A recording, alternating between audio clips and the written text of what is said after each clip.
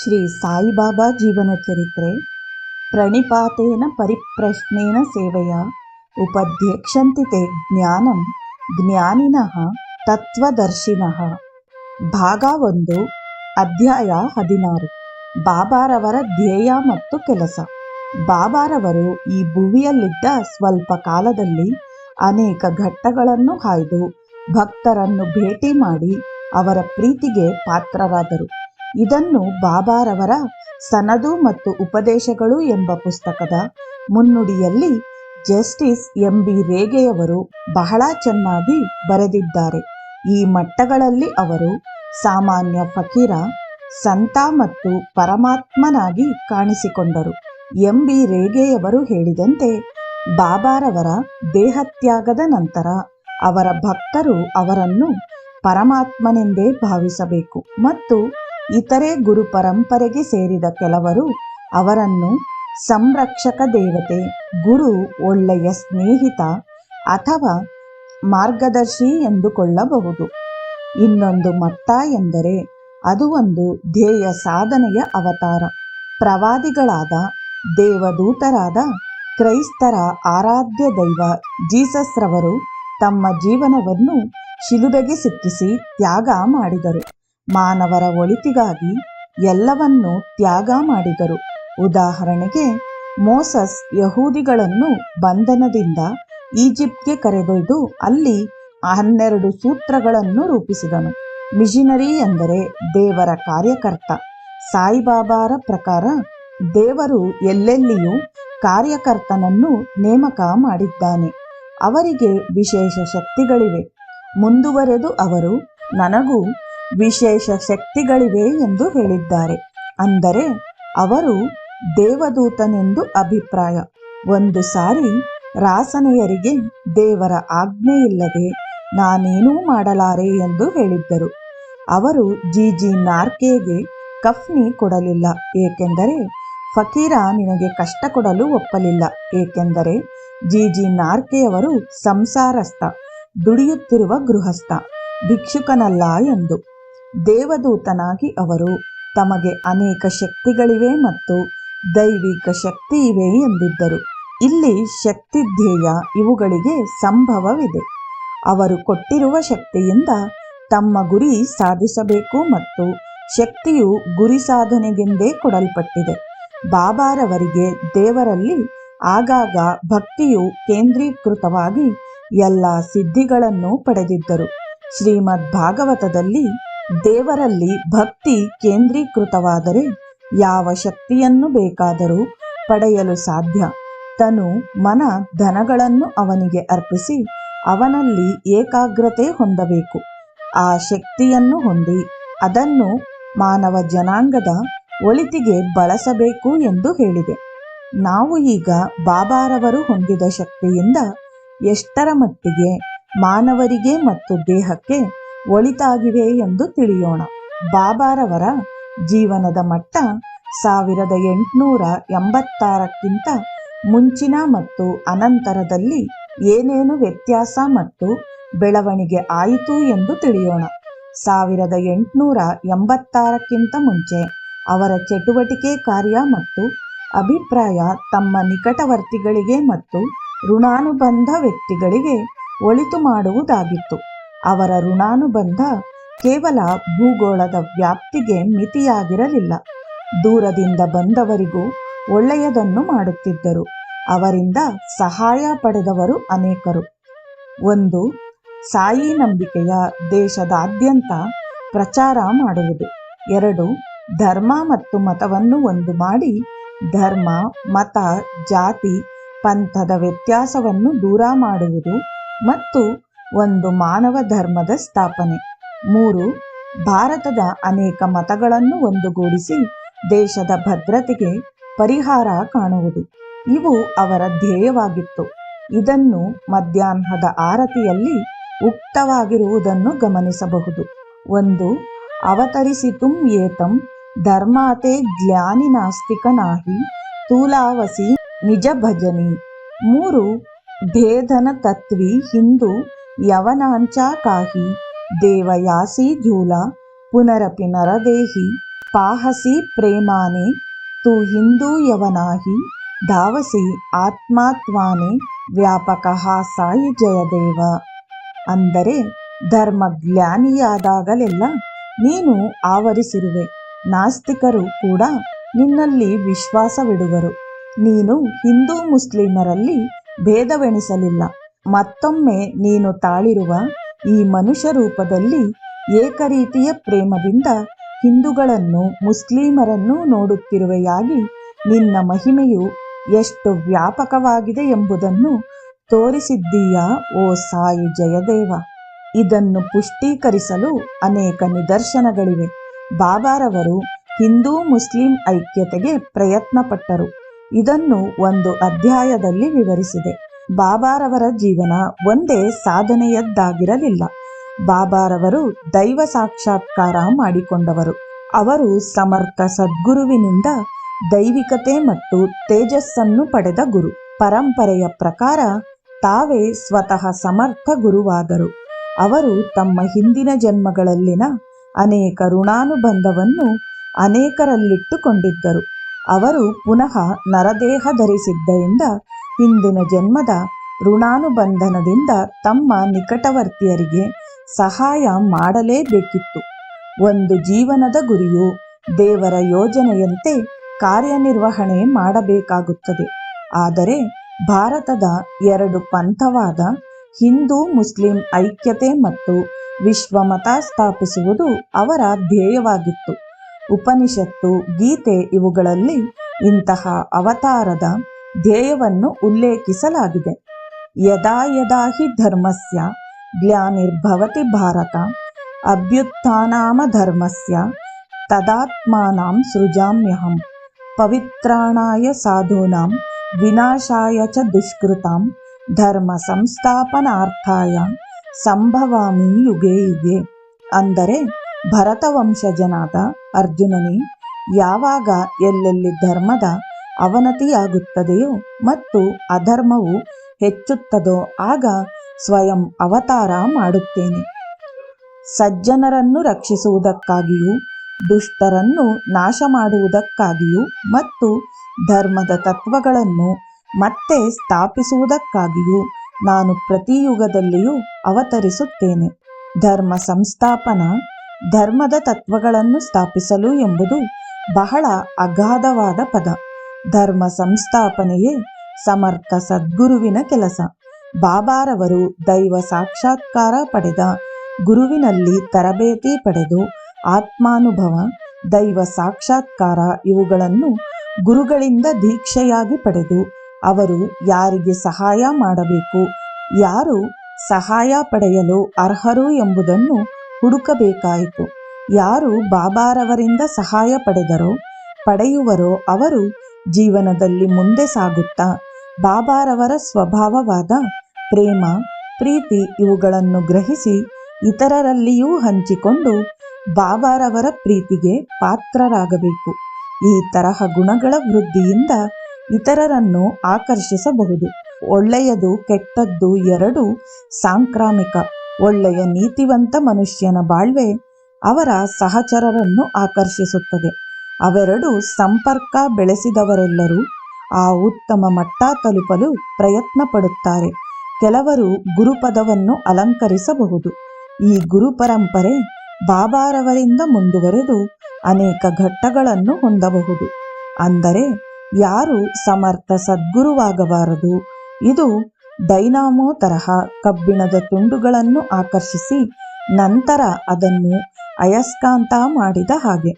ಅವತಾರ ಪುರುಷರೂ ಸಹ ಅದೇ ರೀತಿ ಜನರನ್ನು ಆಕರ್ಷಿಸಿ ಇತರರು ಅವರಿಂದ ಆಕರ್ಷಿಸುವ ಹಾಗೆ ಮಾಡುತ್ತಾರೆ.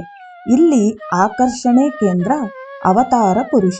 ಅವತಾರ ಪುರುಷರ ಕಿರಣಗಳು ಸೂರ್ಯನ ಕಿರಣಗಳ ಹಾಗೆ ಎಲ್ಲ ಕಡೆ ಬೀರುತ್ತವೆ. ಈ ವಿಧದಲ್ಲಿ ಅವರು ಅಧರ್ಮವನ್ನು ನಾಶ ಮಾಡಿ ಧರ್ಮ ಸಂಸ್ಥಾಪನೆ ಮಾಡುತ್ತಾರೆ.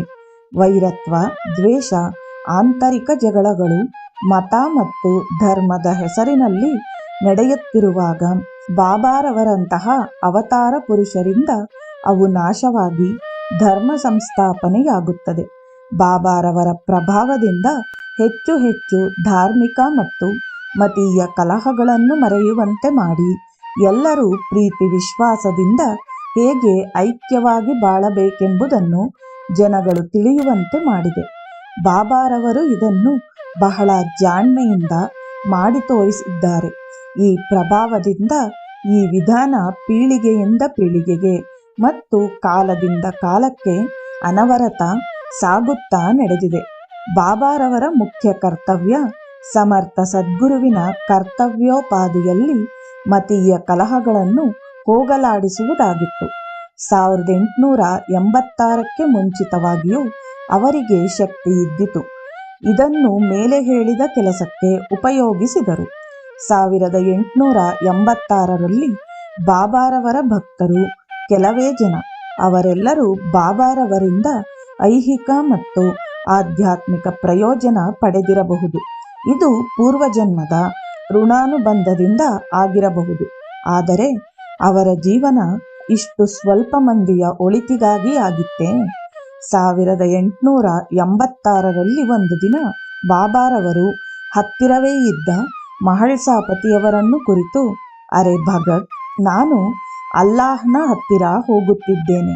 ನನ್ನ ದೇಹವನ್ನು 3 ದಿನಗಳ ತನಕ ಕಾಪಾಡು. ನಾನು ಮರಳಿ ಬಂದರೆ ಸರಿ, ಇಲ್ಲದಿದ್ದರೆ ಆ ಅಂಗಳದಲ್ಲಿ ನನ್ನನ್ನು ಹೂಳಿಬಿಡು. ಬೇವಿನ ಮರದ ಹತ್ತಿರ ಬೆರಳು ಮಾಡಿ ತೋರಿಸಿದರು. ಹೀಗೆ ಬಾಬಾರವರು ಮಹಳ್ಸಾಪತಿಯವರ ತೊಡೆಯ ಮೇಲೆ ನಿಸ್ತೇಜರಾಗಿ ಬಿದ್ದರು. ಉಸಿರಾಟ ನಿಂತಿತು. ದೇಹದ ಶಾಖ ಹೋಯಿತು. ದೇಹದ ಬಣ್ಣ ಕಪ್ಪಾಯಿತು. ಕೂಡಲೇ ಬಾಬಾರವರು ಕಾಲವಾದರು ಎಂಬ ಸುದ್ದಿ ಎಲ್ಲೆಲ್ಲೂ ಹಬ್ಬಿತು. ಹಳ್ಳಿಯ ಅಧಿಕಾರಿಗಳು, ಪೊಲೀಸರು ಬಂದರು. ಪಂಚನಾಮೆ ಆಯಿತು. ಪಂಚನಾಮೆ ವರದಿ ಪ್ರಕಾರ ಬಾಬಾ ಕಾಲವಾಗಿದ್ದಾರೆ ಎಂದು ತಿಳಿಯಿತು. ಪೊಲೀಸ್ ಅಧಿಕಾರಿಗಳು ಬಾಬಾರವರ ದೇಹವನ್ನು ಮಸೀದಿಯಲ್ಲಿ ಇನ್ನೂ ಇರಿಸದೆ ಹೂಳಬೇಕೆಂದು ಹೇಳಿದರು. ಆದರೆ ಮಹಳ್ಸಾಪತಿಯವರು, ಬಾಬಾರವರೇ ಸ್ವತಃ ತಾವು 3 ದಿನಗಳ ನಂತರ ಮರಳಿ ದೇಹ ಪ್ರವೇಶಿಸುತ್ತೇನೆ ಎಂದು ಹೇಳಿದ್ದಾರೆ ಎಂದರು. ಪೊಲೀಸ್ ಅಧಿಕಾರಿಗಳು ಮತ್ತು ಊರಿನ ಜನರು ಇದನ್ನು ನಂಬದೆ ಮಹಳ್ಸಾಪತಿಯ ಮನಸ್ಸನ್ನು ಬದಲಾಯಿಸುವಂತೆ ಹೇಳಿದರು. ಆದರೆ ಮಹಳ್ಸಾಪತಿಯವರು ಇದಕ್ಕೆ ಒಪ್ಪಲಿಲ್ಲ. ಬಾಬಾರವರು ಯೋಗಿ, ಅವರಿಗೆ ಯೋಗ ಶಕ್ತಿ ಇದೆ. ಆದ್ದರಿಂದ ಅವರು 3 ದಿನಗಳ ನಂತರ ಪುನಃ ಜೀವಂತವಾಗುತ್ತಾರೆ ಎಂದರು. ಪೊಲೀಸರು ಕಡೆಗೆ ಮಣಿದು ಆ ದೇಹದ ಹೊಣೆಯನ್ನು ಮಹಳ್ಸಾಪತಿ ಮತ್ತಿತರ ಅಧೀನಕ್ಕೆ ಬಿಟ್ಟರು. ಬಾಬಾರವರ ದೇಹ 3 ದಿನಗಳು ಅಲ್ಲಿಯೇ ಹೆಣದಂತೆ ಜೀವನ ಸನ್ಯೆಯೇ ಇಲ್ಲದೆ ಇದ್ದಿತ್ತು. ಆದರೆ ಸರಿಯಾಗಿ 3 ದಿನಗಳ ನಂತರ ಅವರ ಬೆರಳುಗಳು ಚಲನೆ ತೋರಿತು. ಕಣ್ಣುಗಳನ್ನು ತೆರೆದರು. ನಂತರ ಉಸಿರಾಡುತ್ತಾ ಎಲ್ಲ ಜೀವಕಳೆಯಿಂದ ಎದ್ದು ಕುಳಿತರು. ಅನಂತರ 32 ವರುಷಗಳ ಕಾಲ ಸಾಮಾನ್ಯ ಜೀವನ ಸಾಗಿಸಿದರು. 1918 ಅವರ ದೇಹವನ್ನು ಬೂಟಿವಾಡದಲ್ಲಿ ಸಮಾಧಿ ಮಾಡಲಾಯಿತು. ಈ ಲೌಕಿಕ ಜೀವನದಿಂದ 1886ರಲ್ಲಿ ದೂರಾದುದಾದರೂ ಏಕೆ? ಅದರ ಅರ್ಥವೇನು? ಬಾಬಾರವರು ಬಹುಶಃ ಪ್ರಾರಬ್ಧ ಕರ್ಮದಿಂದ ಪುನಃ ಸಾಯಿ ದೇಹ ಪ್ರವೇಶಿಸಿದರು. ಅವರ ನಿಗದಿತ ಕೆಲಸ ಪೂರ್ಣವಾಗಿರಲಿಲ್ಲ. ಆದ್ದರಿಂದ ಅವರು ಪುನಃ ಅದೇ ದೇಹಕ್ಕೆ ಮರಳಿ ಬಂದು ಜೀವಿತದ ಉಳಿದ ಭಾಗವನ್ನು ನಿಗದಿತ ಕಾರ್ಯಕ್ಕೆ ತೊಡಗಿಸಿದರು. ಸಾಮಾನ್ಯವಾಗಿ ಈ ತರಹದವರಿಂದ ಇದು ಸಾಧ್ಯ. ಆದರೆ ಮರಳಿ ಬಂದು ಅವರು ಮಾಡಿದುದೇನು? ಅವರ ಸ್ವಭಾವ, ಅವರ ಚಟುವಟಿಕೆಗಳನ್ನು ಗಮನಿಸಿದರೆ ಅವರು ಏಕೆ 1886ರಲ್ಲಿ ಪುನಃ ಜೀವಂತವಾದರು ಎಂಬುದು ತಿಳಿದು ಬರುತ್ತದೆ. ಅವರು 1886ರಲ್ಲಿಯೇ ತಮ್ಮ ದೇಹವನ್ನು ಕಡೆಯದಾಗಿ ತ್ಯಾಗ ಮಾಡಿದ್ದರೆ ಭಾರತದಲ್ಲಿ ಯಾವ ಮನುಷ್ಯನೂ ದಕ್ಷಿಣ ಮತ್ತು ಇತರ ಪ್ರಾಂತ, ಬಾಂಬೆ ಅಥವಾ ಮಹಾರಾಷ್ಟ್ರ ಅಥವಾ ದೇಶದ ಇನ್ನಿತರ ಭಾಗಗಳಲ್ಲಿ ಅವರ ಬಗೆಗೆ ತಿಳಿಯುತ್ತಿರಲಿಲ್ಲ. ಅವರ ಮಹೋನ್ನತ ಕಾರ್ಯಗಳ ಬಗೆಗೆ ಈ ಗ್ರಂಥ ಬರೆಯುವ ಅವಶ್ಯಕತೆ ಇರುತ್ತಿರಲಿಲ್ಲ. ಅವರ ಜೀವನ ಮುಖ್ಯ ಘಟ್ಟ ಉದಯವಾದುದು 1886ರ ನಂತರದಲ್ಲಿ. ಇದು ಅವರ ಪೂರ್ವ ಭಾಗದ 1886ಕ್ಕಿಂತ ಮುಂಚಿನ ಜೀವನದಲ್ಲಿ ಅವರು ಪಡೆದ ತರಬೇತಿ ಮತ್ತು ಕೆಲಸಗಳ ಮೇಲೆ ನಿಂತಿದೆ. ಅವರು ಗುರುವಿನಲ್ಲಿದ್ದು ಪಡೆದ ತರಬೇತಿ, ಗುರುವನ್ನು ಏಕೈಕ ಸಾಧನವಾಗಿ ಮಾಡಿಕೊಂಡು ಅವರು ಪಡೆದ ಜ್ಞಾನ, ಶಕ್ತಿ ಎಲ್ಲವೂ ಸಾಯಿ ಎಂಬ ಗಿಡವನ್ನು ಒಳ್ಳೆಯ ಪುಷ್ಪವನ್ನು ಫಲಭರಿತವಾದ ಗಿಡವಾಗಿ ಮಾಡಿತು. ಇಂತಹ ಪುಷ್ಪ ಹಣ್ಣನ್ನು ನಾವು ಭಾಗಶಃ ಈಗಾಗಲೇ ವಿವರಿಸಿದ್ದೇನೆ. ಇನ್ನೂ ಕೆಲವನ್ನು ಈಗ ನೋಡೋಣ. ಈಗ ನಾವು ಬಹಳ ಜಾಗರೂಕತೆಯಿಂದ ಅಧ್ಯಯನ ಮಾಡಿ ಮೊದಲಿಗೆ ಮುಖ್ಯವಾಗಿ ಸಾಯಿ ಕಲ್ಪವೃಕ್ಷದಿಂದ ಬಂದ ಹಣ್ಣನ್ನು ನೋಡೋಣ. ಈ ಮೊದಲನೆಯ ಪುಷ್ಪ ಅಥವಾ ಫಲವೇ ಶ್ರೀ ನಾರಾಯಣ ಚಂದೋಡ್ಕರ್. ಇವರನ್ನು ಮೊದಲನೇ ಶಿಷ್ಯ ಸಂತ ಪೀಟರ್ ಎಂದು ಕರೆಯಬಹುದು. ಶ್ರೀ ಎನ್ ಜಿ ಚಂದೋಡ್ಕರ್ ರವರು ಅಹಮದ್ ನಗರದ ಜಿಲ್ಲಾ ಕಲೆಕ್ಟರ್ ರವರ ಪರ್ಸನಲ್ ಅಸಿಸ್ಟೆಂಟ್ ಆಗಿದ್ದರು. ಅವರು ಕೋಪರ್ಗಾಂನಲ್ಲಿ ಜಮಾಬಂದಿಗೆ ಬಂದು ತಂಗಿದ್ದರು. ಎಲ್ಲ ಹಳ್ಳಿಯ ಕರ್ನಾಮ್ ರವರು ಬರಬೇಕಿತ್ತು. ಹಾಗೆ ಶಿರಡಿಯ ಕರನಾಮ ಪಾಟೀಲ ಕೂಡ ಬರಬೇಕಿತ್ತು. ಸಾಮಾನ್ಯವಾಗಿ ಶಿರಡಿಯನ್ನು ಬಿಟ್ಟು ಯಾರೂ ಬಾಬಾರವರ ಒಪ್ಪಿಗೆ ಪಡೆಯದೆ ಹೊರಡುತ್ತಿರಲಿಲ್ಲ. ಏಕೆಂದರೆ ಬಾಬಾರವರ ಅನುಮತಿ ಅವರಿಗೆ ಶ್ರೀರಕ್ಷೆ ಆಗಿತ್ತು. ಆದ್ದರಿಂದ ಶಿರಡಿಯ ಕರನಾಮ ಅಪ್ಪ ಕುಲಕರ್ಣಿಯವರು ಬಾಬಾರವರ ಬಳಿಗೆ ಬಂದು ತಾವು ಜಮಾಬಂದಿಗೆ ಹೋಗಬೇಕು, ಅಲ್ಲದೆ ಶ್ರೀ ಎನ್ ಜಿ ಚಂದೋಡ್ಕರ್ ರವರು ಬಂದಿದ್ದಾರೆ ಎಂದು ಹೇಳಿ ಅನುಮತಿ ಮತ್ತು ಆಶೀರ್ವಾದ ಬೇಡಿದರು. ಬಾಬಾರವರು ಸಮ್ಮತಿಸಿ, ನಿಮ್ಮ ನಾನಾಗೆ ಹೇಳು, ಅವನನ್ನು ಇಲ್ಲಿಗೆ ಬರಲು ಹೇಳು ಎಂದರು. ನಾನಾ ಎಂಬುದು ನಾರಾಯಣ ಎಂಬುವ ಕಿರುನಾಮ. ಸಾಮಾನ್ಯವಾಗಿ ನಿಕಟವರ್ತಿಗಳು ಮಾತ್ರ ಈ ರೀತಿ ಕರೆಯುವರು. ಅಪ್ಪ ಕುಲಕರ್ಣಿಯವರಿಗೆ ಆಶ್ಚರ್ಯವಾಯಿತು.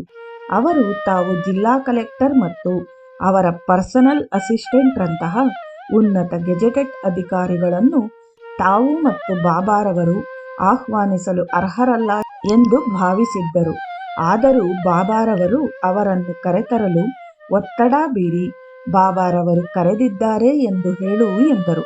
ಜಮಾಬಂದಿ ನಂತರ ಸಾಯಂಕಾಲದಲ್ಲಿ ಅಪ್ಪ ಕುಲಕರ್ಣಿಯವರು ನಾನಾ ಚಂದೋಡ್ಕರ್ ರವರನ್ನು ಭೇಟಿಯಾಗಿ ಬಾಬಾರವರು ನಿಮ್ಮನ್ನು ಕರೆತರಲು ಹೇಳಿದ್ದಾರೆ ಎಂದರು. ಚಂದೋಡ್ಕರ್ ರವರಿಗೆ ಅಚ್ಚರಿಯಾಯಿತು. ಚಂದೋಡ್ಕರ್ ರವರು, ನಾನು ಬಾಬಾರವರಿಗೆ ಅಪರಿಚಿತ, ತನ್ನ ಯಾವುದೋ ಕೆಲಸ ಸಾಧಿಸಿಕೊಳ್ಳಲು ನನ್ನನ್ನು ಆಹ್ವಾನಿಸುತ್ತಿದ್ದಾನೆ ಎಂದು ಯೋಚಿಸುತ್ತಿದ್ದರು. ಕರನಾಮನು ಎಷ್ಟು ಹೇಳಿಕೊಂಡರೂ ನಾನಾ ಒಪ್ಪಲಿಲ್ಲ. ಕರನಾಮನನ್ನು ಹಿಂತಿರುಗುವಂತೆ ಹೇಳಿದರು. ಕರನಾಮನು ಬಾಬಾರವರಲ್ಲಿ ಒಂದು ಸಂಗತಿ ತಿಳಿಸಲು ಬಾಬಾರವರು ನೀನು ಪುನಃ ಹೋಗಿ ಅವರನ್ನು ಕರೆತ ಎಂದು ಒತ್ತಾಯ ಬೀರಿದರು. ಮಾರನೇ ದಿನ ಕರನಾಮ ಪುನಃ ಚಂದೋಡ್ಕರ್ ರವರಲ್ಲಿಗೆ ಬಂದು ಕರೆಯಲು ಚಂದೋಡ್ಕರ್ ರವರು ಸಮ್ಮತಿಸಲೇ ಇಲ್ಲ.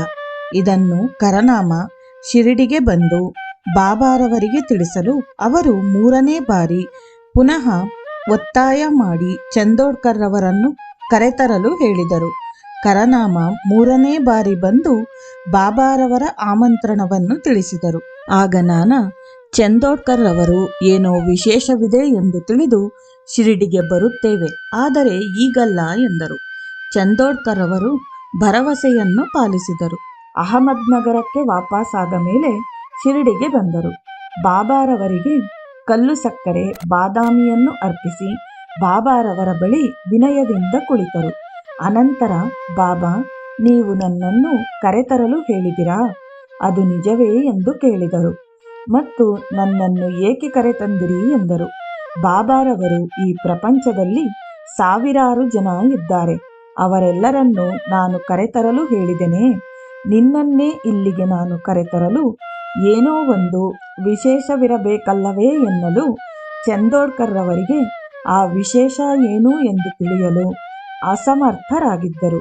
ಆಗ ಬಾಬಾರವರು, ನಾನು ಮತ್ತು ನೀನು ಕಳೆದ 4 ಜನ್ಮಗಳಿಂದ ಸಂಬಂಧಿಗಳು, ಅದಕ್ಕೆ ನಾನು ಈಗ ನಿನ್ನನ್ನು ಇಲ್ಲಿಗೆ ಆಮಂತ್ರಿಸಿದೆ.